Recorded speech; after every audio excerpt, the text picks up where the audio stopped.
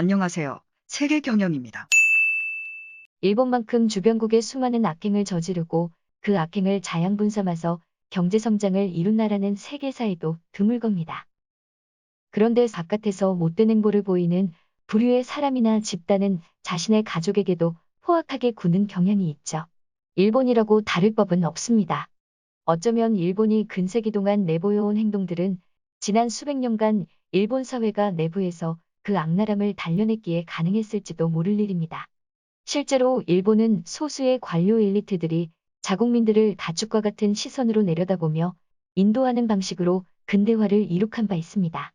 오민화된 일본 국민들은 뚜렷한 자기결정권이 없는 상태로 때로는 개혁파 엘리트들이 이끄는 길로 때로는 미군정이 이끄는 길에 끌려다니며 얼떨결에 소위 민주국민이 됐습니다. 이 과정에서 일본 국민들이 흘린 피는 없었습니다. 국민들 스스로가 자결권이 없는 상태로 진전되어 온 역사였던 탓에 일본 정계의 세습 문화와 신분제 같은 정근대적인 사회적 통념들이 지금까지도 남아있을 수 있겠지요. 물론 한민족도 과거 신분제 사회였고 배척받는 천민 집단이 존재했습니다만 근대 이전에 이런 역사를 가지지 않았던 국가는 세계사에서 찾아볼 수 없습니다. 다만 문제의 일본은 아직도 천민에 준하는 이런 특정 신분 계급이 존재하고 공공연한 차별이 이루어지는 사회라는 점입니다. 이 집단을 불황민, 일본어로 부라쿠민이라고 부릅니다. 불황민은 사실 말 그대로 마을 사람이라는 의미지만 일본에서는 언젠가부터 차별적 표현이 됐습니다. 일본 정부는 과거 신분제를 타파한답시고 불황민 차별을 금지했지만 정작 평민들은 이들을 신평민이라고 부르며 차별을 지속했고 이는 오늘날까지 이어지고 있습니다. 불황민들은 자신들끼리 모여서 거주하며 도축업이나 청소업 등에 종사하고 있는데 오늘날 일본 내의 불황민 인구는 최대 300만 명에 달하는 것으로 추산되고 있습니다.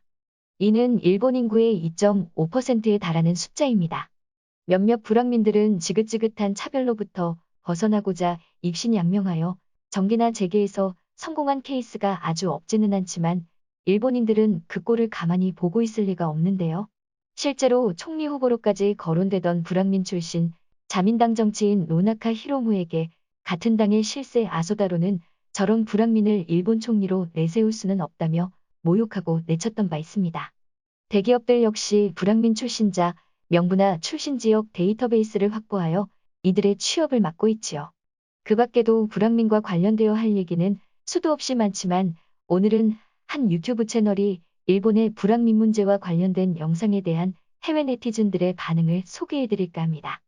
선진국을 자처하는 일본의 겉모습과는 너무도 상이되는 이런 추한 민낯에 많은 외국인들이 공유하고 있었는데요. 댓글들을 추려봤습니다. 예전에 일본의 소도시에서 일한 적이 있었는데 그때 사귄 일본인 술친구가 한 명 있었어. 그 사람은 맹인이었지. 어느 날 사장이 나를 불러놓고는 낮은 목소리로 그와 공공장소에서 어울리지 않는 편이 좋겠다는 거야. 내가 이유를 물어보자 사장은 그 친구가 불황민이라고 했어.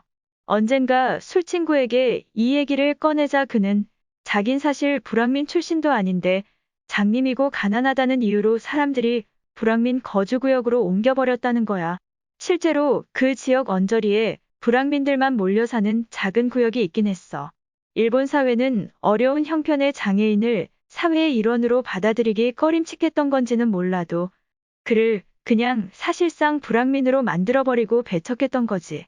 이런 얘기들을 들으면 확실히 일본은 아직 민주주의를 제대로 받아들이지는 못한 모양이구나 싶어. 정말 역겹네. 어쩌면 불황민은 역사나 종교적인 이유로 생겨났다기보다는 일본인들이 가까이 하고 싶지 않은 이웃들을 손쉽게 묶어두고자 만든 허상일지도 모르겠네. 죽은 사람이나 동물을 다루는 직업이 불경스럽다고 여기는 일본 불교 신앙과 신토가 혼합되어 생긴 차별주의지. 불황민 차별은 1871년 이후 공식적으로 없어졌지만 사람들 사이에서 사라진 건 아냐. 애초에 차별이 없어졌다면 실제 불황민 출신들이 어째서 어떻게든 자신의 출신 성분을 감추려고 애쓰겠어? 일본인으로서 말하지만 내 주변 사람들 역시 불황민이라는 단어 자체의 언급을 금기시하는 경향이 있어. 일본인인데 이런 얘기는 정말 생전 처음 듣는다. 실제로 불황민 같은 게 있을지는 몰라도 차별은 없어. 아직도 인도에는 불가촉천민은 물론이고 불가시천민, 즉 쳐다보는 것만으로도 불결하고 불경스럽다는 대접을 받는 사람들이 있어.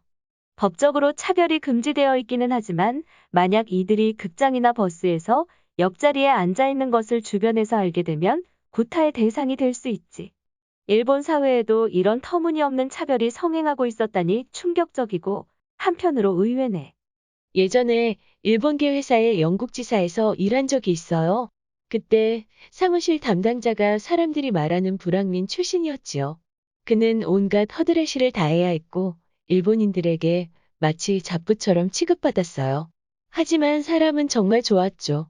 그가 다시 일본으로 돌아가기 얼마 전에 나는 집 근처를 그와 산책하면서 동네 술집에서 맥주를 한잔 했죠. 그는 정말 엄청나게 즐거워했고 나중에는 거의 울기 직전이었어요. 아마 그의 인생에서 그런 종류의 호의는 드문 일이었나 봐요. 일본은 차별의 나라야. 불황민은 그 일부에 불과하지. 실제로 일본 사회에서 제일교포와 화교, 아이누족 오키나와인들은 엄청난 차별의 대상이 되고 있어. 이들은 결코 이주민이나 난민이 아니라 수세대에 걸쳐 일본에서 살아온 사람들이 거의 대부분이지. 사실 아이누족과 오키나와인들이야말로 일본의 진짜 원주민이야. 일본의 유라시아 대륙의 문명과 인종이 유입된 건 기원후 이후의 일로 알려져 있어. 미국에선 죽은 사람을 다루는 일과 관련된 직업군은 보통 소득이 아주 높아. 발달되고 정상적인 사회라면 탄생과 죽음은 인생에서 가장 중요한 요소이고 그것을 터부시할 이유는 전혀 없다는 걸 깨닫기 마련이지. 그런 직업을 가진 이들을 경멸한다는 것 자체가 그 사회의 유화성을 보여주는 거야. 내 말이? 아니 그러면 망자는 누가 묻어줄 건데? 일본 사회의 잔인성은 한 차원 다르구나. 중세의 느낌도 나는 것 같고 어느 사회에나 어두운 부분은 있고 차별이 없는 사회도 없어. 일본만 붙잡고 이런 식으로 비하하는 건 사실 불공평한 일이야. 한국인으로서 말하는데 한국에도 과거에는 일본과 비슷한 신분제도가 있었어.